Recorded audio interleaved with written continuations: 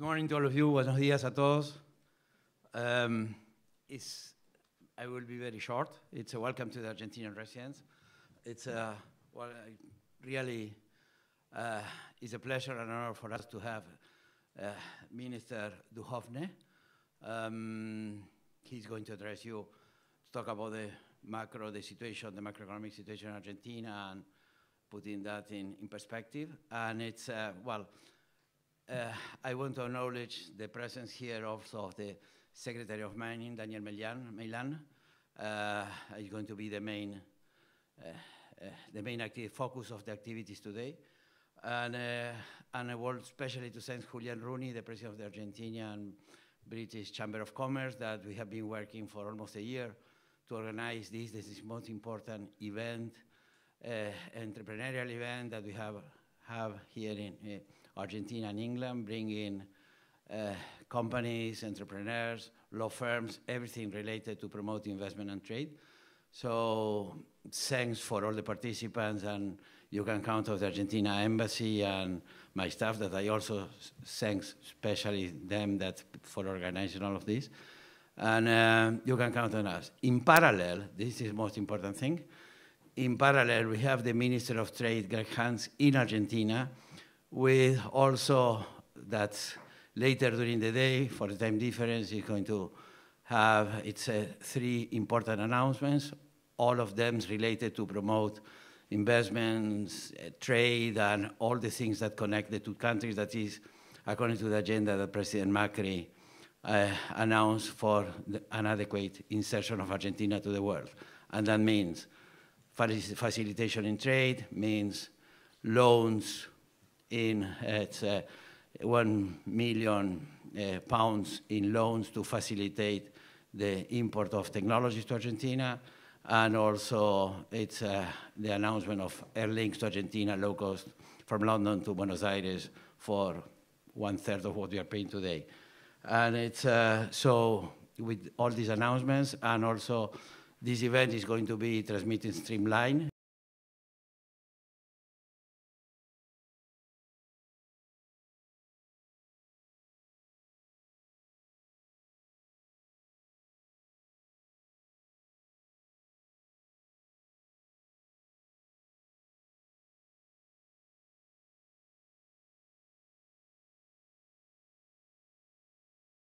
I will take some minutes to give my view and the government's view on what we did so far since President Macri took office in December 2015,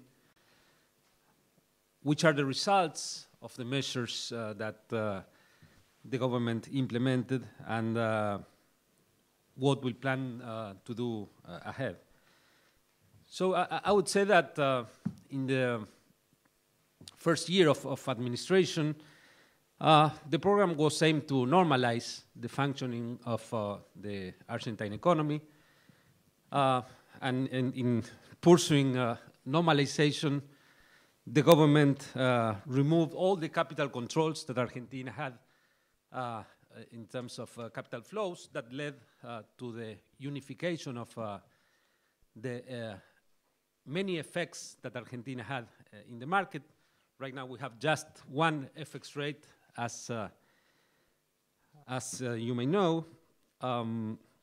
Argentina normalized also its Institute of Statistics, which was intervened in 2007 by the previous administration.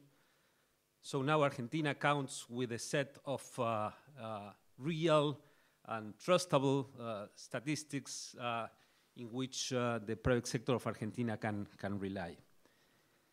The government appointed a new governor of the central bank with a strong mandate of independence, and that central bank has announced an inflation targeting regime with an inflation target of 17% from this year, 2017, between 8 and 12% for 2018, and a convergence to a midpoint of the target of 5% onwards.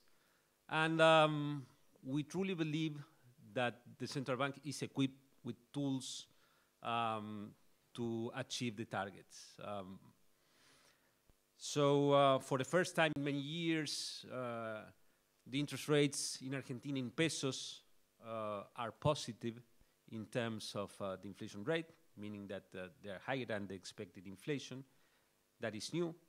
And that will bring Argentina with a new environment in which we expect that the size of our financial sector, which is very, very small, will grow just because for the first time in decades, the peso holders will be adequately compensating for trusting in our currency.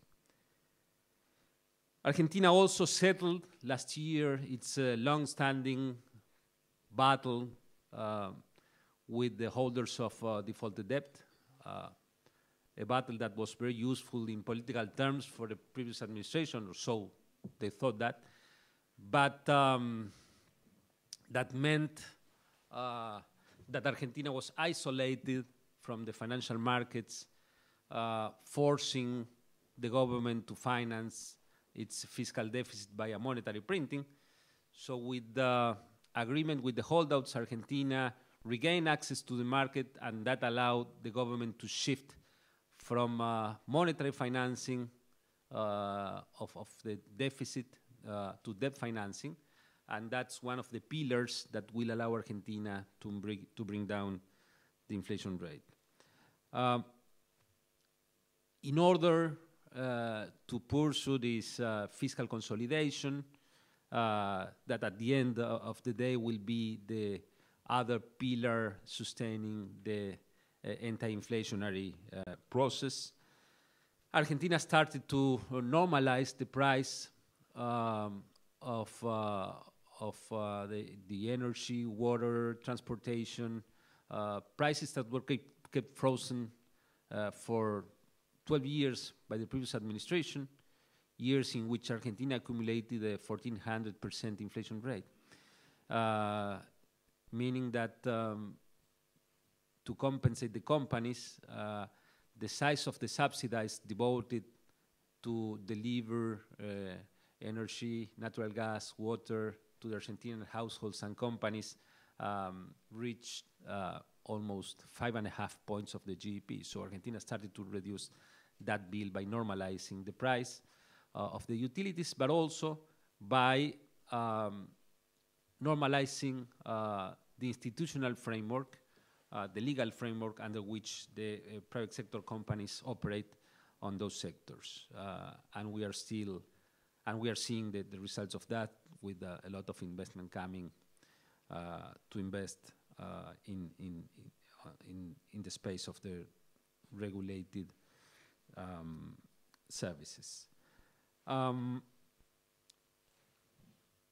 the very beginning of the administration, Argentina eliminated all the taxes on exports, with exception of the one on the soybeans, and this last one will be gradually phased out during the next few years. So for the first time, also in our contemporary history, Argentina reduced its tax pressure last year by 1.5 percentage point. The government also launched a tax amnesty for undeclared funds, which up to date resulted in almost 100 billion new declared funds that will start to pay taxes and will start to interact with Argentina, creating financing for Argentinians, because those undeclared funds were just creating credit to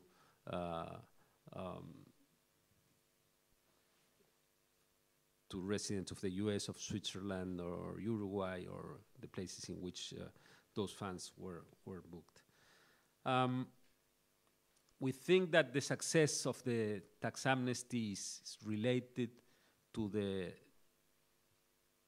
trust that this government is creating among the Argentinians. So it is not only good news, the success, because of the new taxes that we will collect and the capacity of financing Argentinian product investments with these funds, but also because it reflects that the people that is declaring the funds is trusting in Argentina. The government also approved, sent the Congress a law on private-public partnership, PPP, that was passed by the Congress.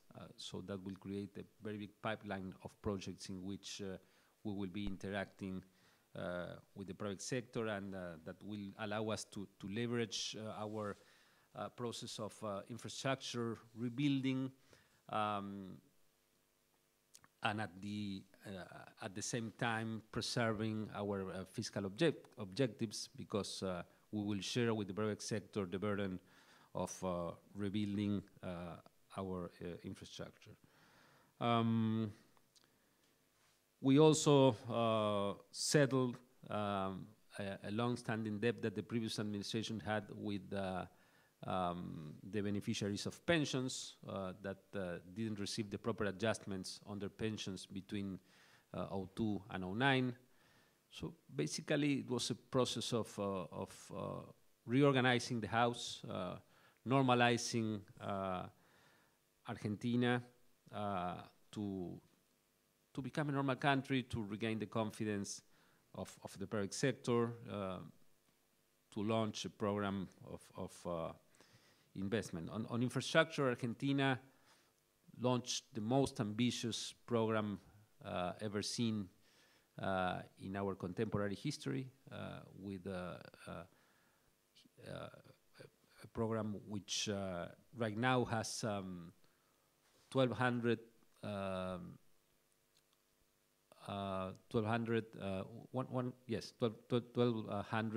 kilometers of highways under construction, which is half of the highways that Argentina has. So it's to reflect the size of the program.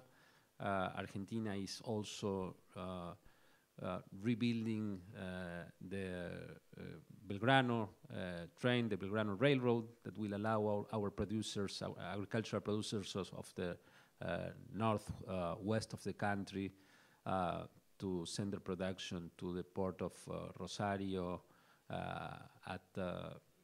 with a strong reduction in the cost of transportation. So Argentina is starting to move, and I would say that all the things that were done during this first year is not bad for a start. In terms of the results, inflation is coming down sharply. Argentina had an inflation rate of between 25 and 30% for the previous 10 years. In the first half of 2016, we saw an acceleration of the inflation rate just because the departing point was 30%, and the government let the peso to flow freely. But on the second half of the year, the annualized rate of inflation went down to 18%, coming from 60% on an annualized basis in the first half of the year. So this 18% is right now very close to the target that the government has for 2017, and that's why we feel very optimistic on the capacity of the central bank of achieve its targets for the year. On the employment side, we had a tough beginning in 2016. The first half of the year, the economy lost close to 100,000 jobs, but that process ended in July. In August, the economy started to create jobs again, and since the month of October is creating jobs at the pace of 20,000 per month, approximately. So in the second half of the year, the economy recovered 70,000 jobs of the 100,000 that were lost in the first half of the year, and the process of recovery in job positions continues. So I would say that maybe in this month of March, the economy will have more jobs in the private sector than the ones that it had at the end of 2015.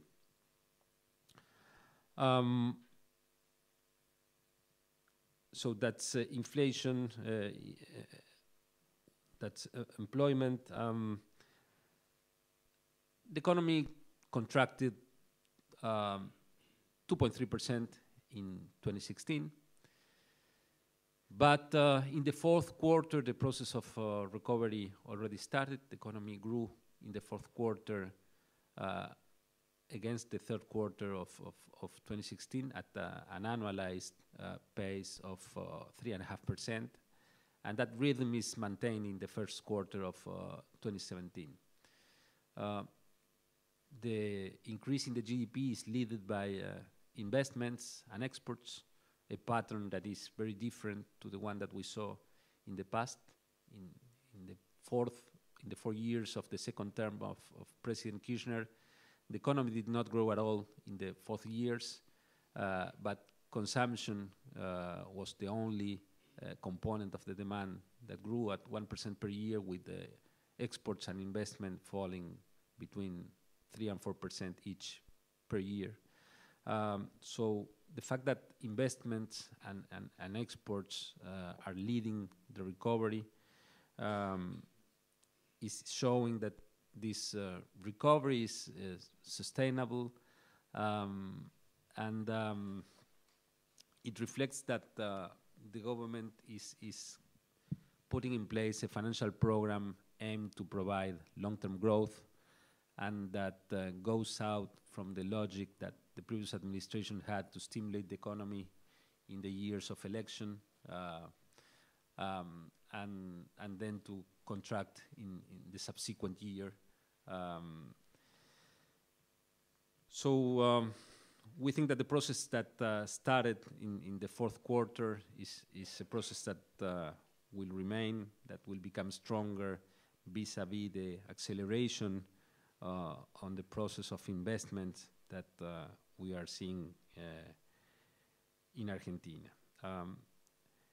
In terms of structural fiscal measures, 2016 was the first year since the year 2002 in which the government expenditure did not grow in real terms.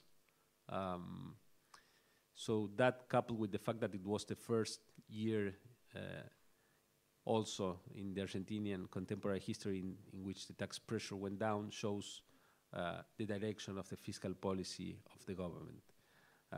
In the next subsequent years, we, as the Ministry of the Treasury, are committed to maintain the real expenditure of the government constant in real terms. So as the economy picks up and grow, the share of the government expenditure to GDP will start to gradually fall, going back to more normal levels after reaching an all-time high in 2015. So for the next 2 or 3 years, that reduction in the participation of the government in terms of GDP will be used to converge to fiscal equilibrium. But once we reach equilibrium, our goal is to reduce the tax pressure in Argentina, which is very high. We will try to formalize this objective, sending to the Congress a fiscal responsibility law, in which we as the national administration will take this compromise of keeping constant the real primary expenditures of the government. And we will ask the provinces also to share the effort with us.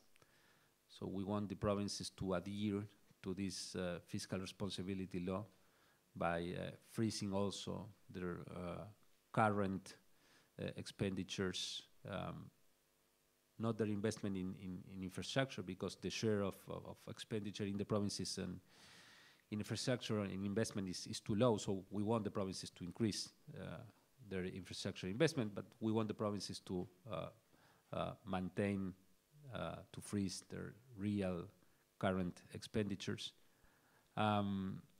So we think that that will help also to start the process of reduction of some distortive taxes that the provinces are charging to the private sector in terms of taxes associated to sales that work in cascade, difficulting the process of regaining competitiveness for the sectors, for the tradable sectors. In 2018, we will send a tax reform to the Congress.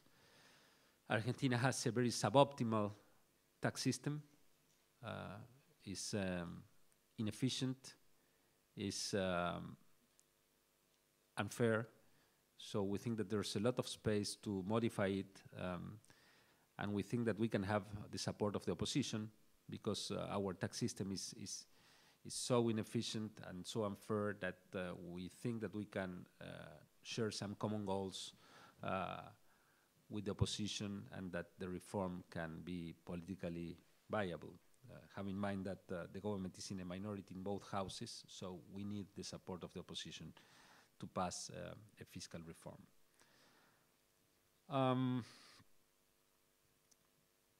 So reforms will continue, fiscal consolidation will continue, the government will continue to normalize the price of the regulated sectors, and that will help on the fiscal consolidation process.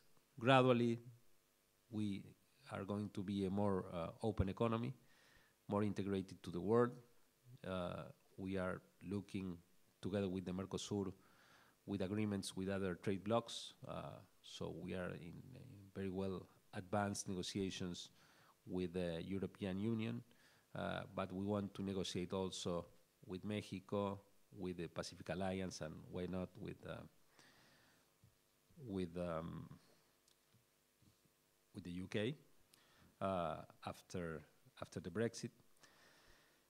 And for the future, we want to have an economy which is not dependent on having good luck as the one that we had during the years of the Kirchnerismo. So we want to have an economy capable to withstand external shocks and to perform well in the good times and in the bad times in terms of the international environment.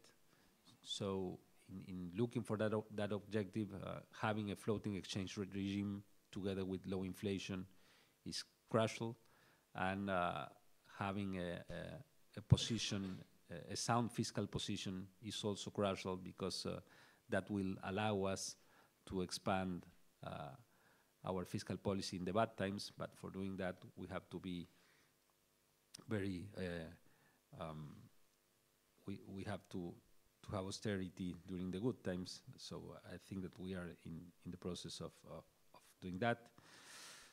The goal is to create the conditions for Argentina to grow at 3 or 4% per annum in a sustainable and persistent way for many, many years, and to defeat poverty and inequality, and create a great country to live in which the young people can have opportunities with better education, with a country that can be a leader in the world in terms of defending globalization, the defense of aspects related to the climate change. So I think that we are on that direction. In that process, we need a lot of investments.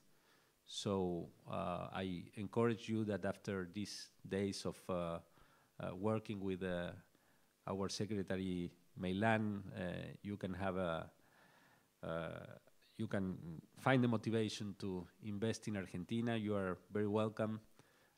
So I wish you a very good journey of work today, and I thank you for coming. Thanks.